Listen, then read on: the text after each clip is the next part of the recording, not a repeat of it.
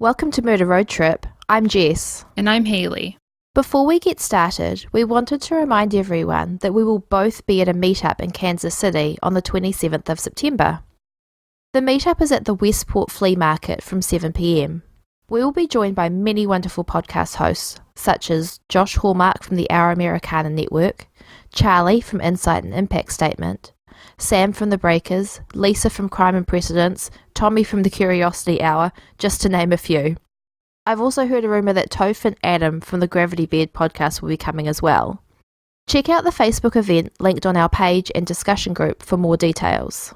We'd love to meet you. We will be snacking on In-N-Out burgers and fries as we make our way to San Francisco, California to discuss the Doodler, a serial killer who is still on the loose. Jess, what made you pick In-N-Out burgers for today's trip? Every time I am in San Francisco, which is as often as I can be, considering how far away I live, I have to go and get In-N-Out burger. It is my favourite fast food in the world, and I even made Colleen from Misconduct take me before I went to the airport last time I was there. So I can't go to San Francisco without having In-N-Out burgers and fries. I think In-N-Out burger is so gross, but I'm excited for when you come in September. I'm going to take you to Oklahoma and bring you to Whataburger, which is 1,000,000 times better than In-N-Out. We'll see. Are you ready to go? Let's do it.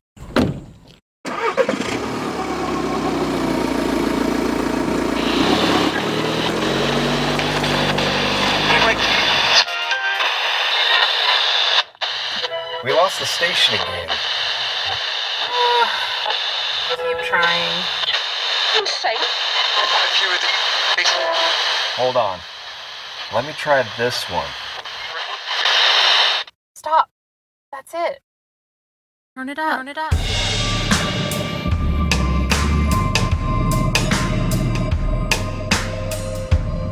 Between January 1974 and September 1975, a serial killer was operating in San Francisco, California. This serial killer would meet his victims at bars, restaurants, and nightclubs that were popular with men in the gay community. He would then take his victims to other locations close by and sketch them before killing them. This killer was nicknamed the Doodler or the Black Doodler due to him sketching the victims prior to their death and his skin colour. 14 murders have been attributed to the Doodler. The victims were all gay men. Although 14 murders and 3 assaults have been attributed, that doesn't mean that the Doodler was responsible for all of the deaths. The 1970s saw a lot of hate crimes against gay men, and it was no different in San Francisco. These 14 men could have been killed by different people, some by the serial killer and some by other people for other reasons. While the exact number of victims is up for debate, most sources list 5 victims as being the most likely to have been killed by the Doodler. This serial killer didn't seem to attack victims based on how they looked, as we know some serial killers do. The victims and survivors of the Doodler ranged in age from in their 20s to in their 60s. They were from different backgrounds and countries. There were no visual similarities between them. I assume the Doodler was looking for victims that he could talk into willingly going with him. I would agree with that. It seems like he met his victims at bars and would just kind of talk to or hit on, you could say, anyone that would talk to him. I think it actually makes it harder for police to pinpoint a motive or a killer when they don't have a certain preference. That just left every gay man in San Francisco as a possible victim. It's kind of hard to track down a person if they aren't looking for a specific type of victim, at least in my opinion. I agree. I think that if they knew that he was targeting gay men in their 20s who attended a certain nightclub, that would make it a lot easier for them to pinpoint where he was going to be and to try and stop him before he got his next victim. But in the research, it seemed like the serial killer was targeting men from a whole big area of where there were a lot of nightclubs and a lot of bars and restaurants frequented by men in the gay community. It was a huge area for them to cover, and like we said, the victims ranged in ages from their 20s to their 60s. Some were from America, some were from Canada, some were from other countries entirely. There was no profile for the police to really go with. Yeah, and I think that it didn't help that so many gay men were being killed in the 70s in San Francisco, as you said before, and they had to decipher, was this a Doodler killing or was this a random killing? I think it was just a really hard time for police. I agree. The first known victim is Gerald Earl Cavanaugh. Gerald was originally from Quebec, Canada, and was living in San Francisco, working as a mattress upholstery worker. He was found on the 27th of January, 1974. He was found face up on the sand at Ocean Beach, which is a beach that runs along the west coast of the San Francisco Peninsula. According to some articles, it is likely that Gerald had been killed sometime before he was discovered. Gerald had been the victim of a knife attack and was found with multiple stab wounds. He was found fully clothed, with money in his pocket and his watch on his wrist, so it wasn't a robbery that had gone wrong. Defensive wounds on his hand showed that he had fought his attacker. At first, it wasn't known who the man was, and he was known for a short time as John Doe No. 7. Gerald was 50 at the time of his death and was survived by his parents, Peter and Dorothy. So here's a great example of a victim being 50 years old. The Doodler wasn't going after young gay men. He went after a 50-year-old. I think it's quite important to note as well that he was known as John Doe No. 7 for a short amount of time, so that must mean that there was no ID on him. So whether he didn't carry any ID with him or whether that was taken, I'm not sure. That is interesting because they found money in his pocket, but it didn't list that they found a wallet, which is where I assume you would keep your money and your identification. Maybe the killer took the wallet so that there wasn't an identification. That's a really good observation. Yeah, because I'm thinking that if the men mainly met the killer at bars and restaurants and nightclubs, I'm not sure I would go out to a bar or a restaurant or a nightclub without my wallet. I would take my ID. I'd want to have some money with me as well as some money in my pocket, because you never know where you're going to end up and what's going to happen. I mean, I suppose at his age he's not going to be needing to show identification to get in places, but I don't know, I would still have it on me. Right. I was thinking the same thing. He was probably like, I'm 50, I'm not going to get carded. Joseph Stevens, who also went by Jay, was originally from Texas. He moved to San Francisco and worked as a drag queen at Finocchio's, which was a nightclub located on Broadway in San Francisco that featured drag entertainment. Jay was seen leaving the Cabaret Club, which was a nightclub located on Montgomery Street, on the night of the 24th of June 1974. From there, police believe that Jay drove himself and the killer to Spreckles Lake in Golden Gate Park, which is not far from where Gerald was found at Ocean Beach. Once at the park, Jay was stabbed 3 times, and the killer, believed to be the Doodler, left. Jay was found in the bushes by the lake the next day, with his pockets empty. Jay was 27 years old.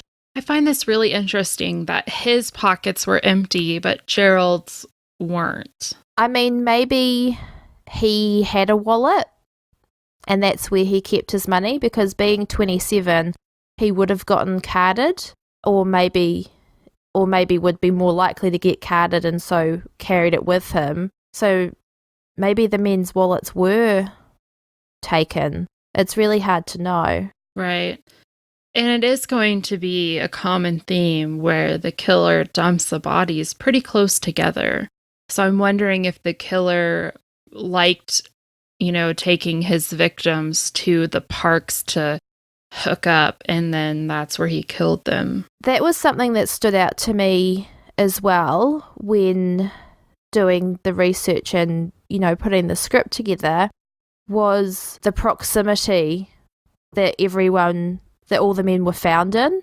They are really close together, which makes me think it was the same person who committed all of these crimes. Yeah, definitely. It would be weird for more than one killer to pick the same dump site, especially in such a huge city. This definitely looks like it is the most violent of the attacks. Or, I mean, not to say that the other attacks weren't violent, totally not what I mean, but it is definitely escalated with the throat slashing and then the 15 stab wounds.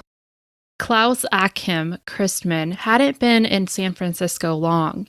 He was from Germany and had left his wife Ilona and 2 children behind. 31-year-old Klaus lived with friends for the 3 months he was in San Francisco while he worked at Michelin, which is a tire shop. Klaus was last seen at Bojangles, a gay-friendly establishment in the city. A woman walking her dog found Klaus's body at the end of Lincoln Way on the 7th of July, 1974. Although it isn't clearly stated, it is surmised online that Klaus was found on Ocean Beach, as Lincoln Way runs all the way down to the beach. This is the same place that Gerald was found and not far from where Jay was found. Klaus's throat had been slashed and he had been stabbed at least 15 times. So this is an example of the serial killer escalating. The first murder was multiple stab wounds. The second murder was also multiple stab wounds. And then the third murder is a throat slashing and 15 stab wounds or more. It would definitely be a lot to process. Definitely. I feel really sad that he left his children and his wife behind. I think it was assumed in while we were doing the research that his wife didn't know he was gay because obviously he was married.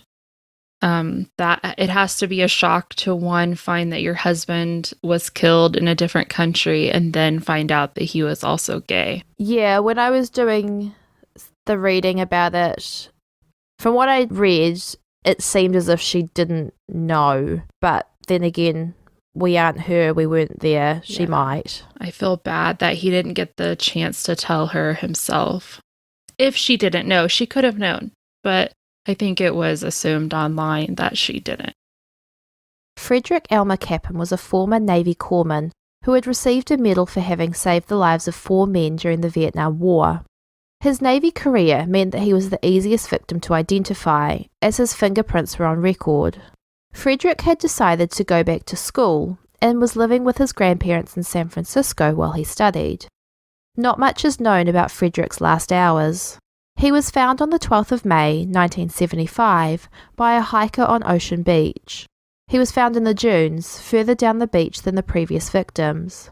Drag marks indicated that he had been dragged down the sand. Frederick died from stab wounds to his heart. I wonder if the killer dragged him or if maybe an animal dragged him down the sand, since he was found so much farther down and it didn't seem like any of the other victims were dragged. I agree. There's a slight discrepancy here, and you have to wonder whether the killer was trying to conceal this victim a little bit more for some reason, or you're right, if maybe he was found by, I don't know, a stray dog who dragged him a little bit. It's really hard to know.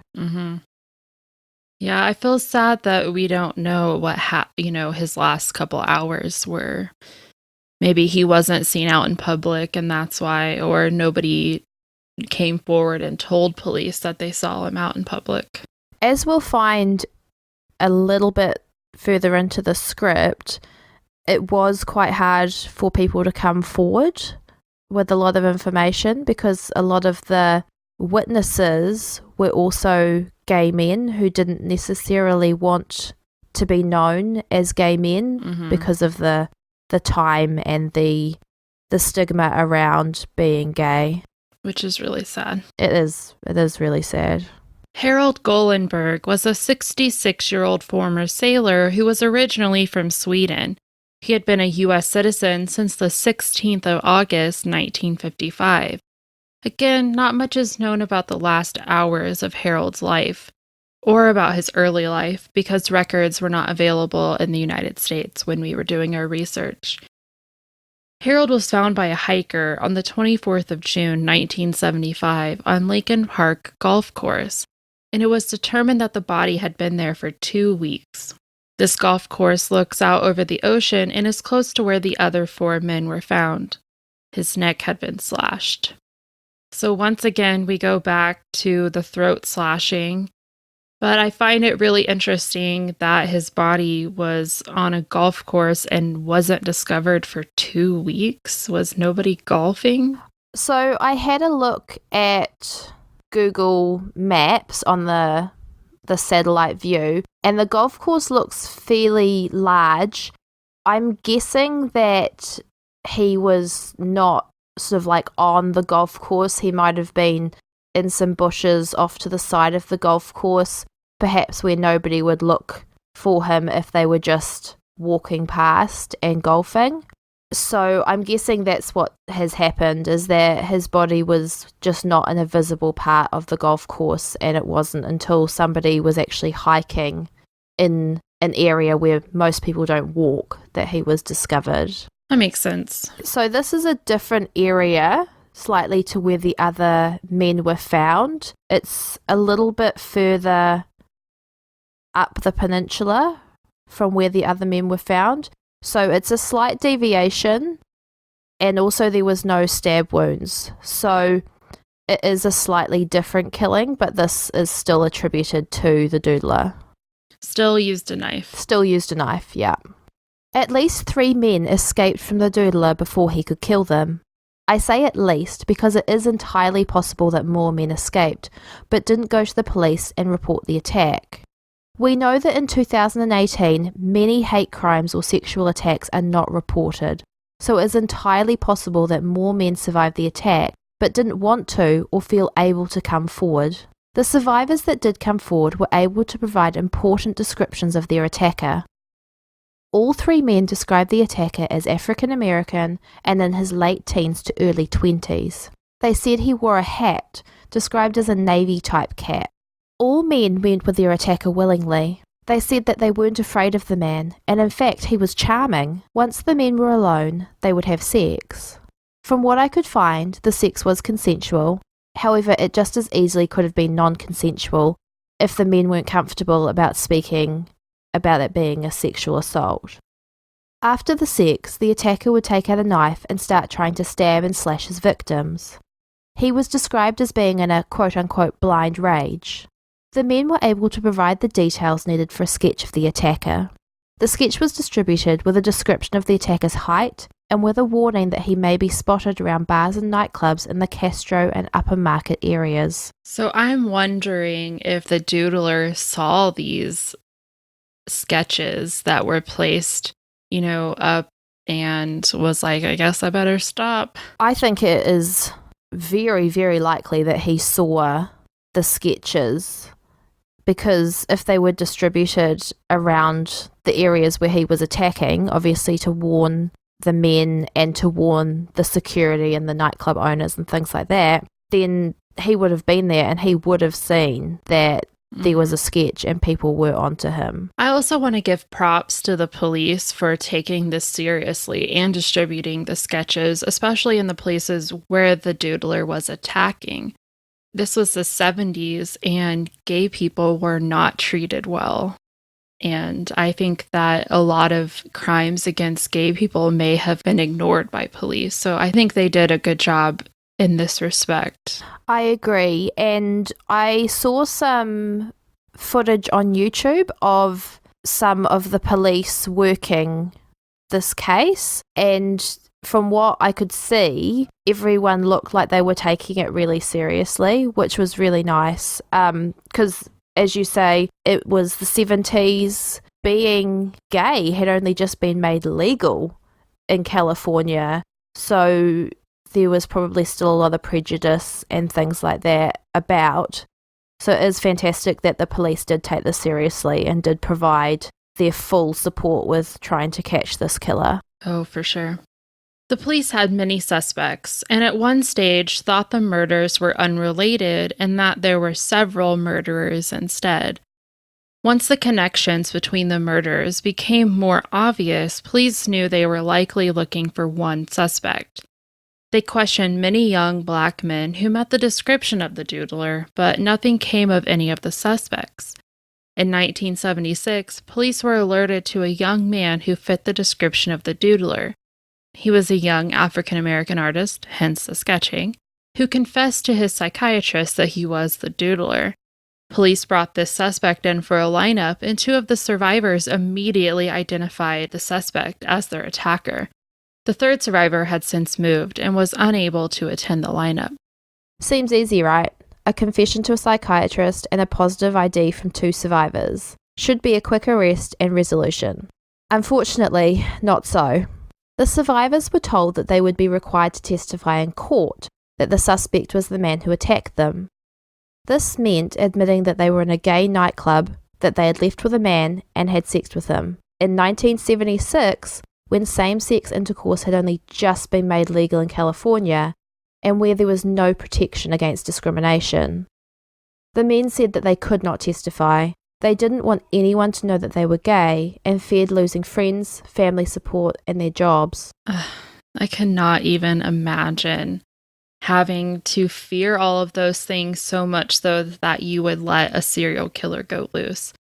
I don't blame them at all. I think the police were a little frustrated, as is understandable, but that's how fearful they were. This was a time where being gay meant losing a lot. They would have been taking a massive risk even coming forward as the victims of an attack, let alone in public saying that they were gay. And I just wish there was protection for them against all of this so that they could have the freedom to come out and say this is what's happened, but they just couldn't. I don't want to say I totally understand, because I don't, but I understand why they didn't want to take that risk. Yeah, I think that, like you said, even coming forward to attend the lineup had to be scary. They just had so much on the line. They had so much that they could lose, and it would have just been terrifying. So police changed tact. Without eyewitness testimony, they needed a confession. The suspect was interrogated many times. He would almost confess and then stop talking. He admitted to hating gay men and also to experimenting with his sexuality with men. The police were sure he was the killer and figured it was just a matter of time before he killed again. The suspect was put under surveillance, but didn't offend again, so the surveillance was dropped. I think it makes sense that he didn't offend again. Why would he when he knew that the police were on to him? I suppose some serial killers that you hear about will kill no matter what, but obviously this wasn't the motivation for this man, and the fact that he knew that the police were watching meant that that was the deterrent for him. And also the fact that in the research we didn't find that it started up again after a few years. As far as we know, he has not killed since. So I guess the thought that the police were so close and were onto him was the deterrent for him not to kill again. Police were never able to arrest the suspect.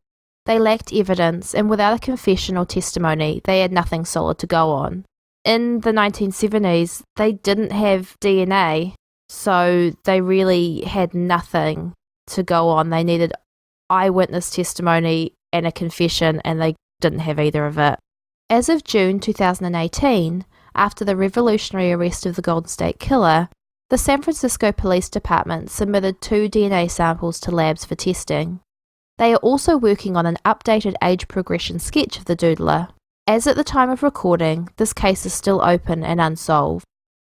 So I find it really interesting that they have DNA samples to test. So do you know, Hayley, if this is DNA samples from the attacks that they took just in case the technology caught up, or? I'm not sure. The articles that have been put out are kind of mysterious, which is understanding. They don't want to give away too much information. It could be DNA samples that they took in the 70s just in case, or they could still be following the suspect and took his DNA like they did with the Golden State Killer, and that's what they're submitting.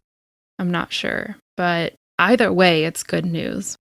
So, Jess, do you think that the person that police were interviewing and that the two victims identified as their attacker, do you think that person is the Doodler? I think there would be a lot of coincidence at play if that person wasn't the Doodler, especially if they were identified by the victims, matched the sketch, confessed to the psychiatrist. I think that there would be a very high possibility that they are who the police is looking for. What do you think? I would agree with you on that. Okay, good. Okay, Hayley, to end the episode, should we play a road trip game? Sure, let's do it. Okay, I have made up a little San Francisco quiz for you. Okay, because I've never been, so be nice to me. Because San Francisco is my favorite place. Okay, question 1. Name the 2 bridges that go into San Francisco. One of them's really famous. I only know the Golden State Bridge. You didn't even get that right. It's the Golden Gate Bridge. Same thing. Do you want to have a guess on the other one? No, I don't know what it is. Okay, it's the Bay Bridge. It's a very underrated bridge. Have you been to it? I like bridges. I've been over it. Whoa, brag. I know. It's a double-decker bridge. Oh. Yeah, actually, I'm not sure if it still is, but it was. I'm sure it's still a double-decker bridge. Why wouldn't it be? But one direction of traffic goes under and the other direction of traffic goes over. Oh my gosh, that's awesome. It's super cool. I thought that was really fascinating. Okay, what brand of chocolate is famously made in San Francisco on the waterfront? Okay, I know it's not Hershey, and I know it's not Russell Stover's. Cadbury. You need to just hand in your citizenship for America. It's Ghirardelli chocolate. Oh, well, that stuff's expensive. I don't make enough money to buy that kind. I don't make enough money to buy it from the Ghirardelli factory. I just go in and get my free sample and then leave. Have you had Godiva chocolate? Yes, I have. That's expensive too. I have had every type of chocolate. Okay, which fantastic podcast host that is our friend that's going to be on the next episode is in San Francisco? Well, this one's easy. It's Colleen from Misconduct. I had to give you one that you would get right. Okay, so that was your short little San Francisco quiz. You got 1 out of 3. Yay, 33.3%. That's not a passing grade. It is in America. Our friend and podcaster JV recently covered the Doodler on their show, Criminal Musings. We highly recommend that you go and check out their episode. Until next time, please remember to check your back seats, and we'll see you at the next rest stop.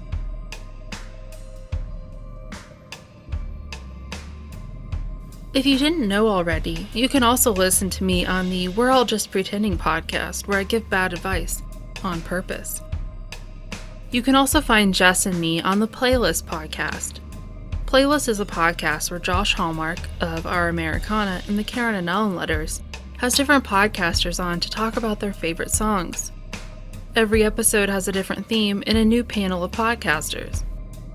You can find Murder Road Trip at murderroadtrip.com, on Instagram and Twitter at Murder Trip, and on Facebook at Murder Road Trip Podcast. If you're interested in continuing the discussion, you can join the Murder Road Trip podcast group on Facebook. If you enjoyed this episode, please make sure to rate, review, and subscribe on your podcast app of choice. Please stay tuned after the music to hear from some other great podcasts.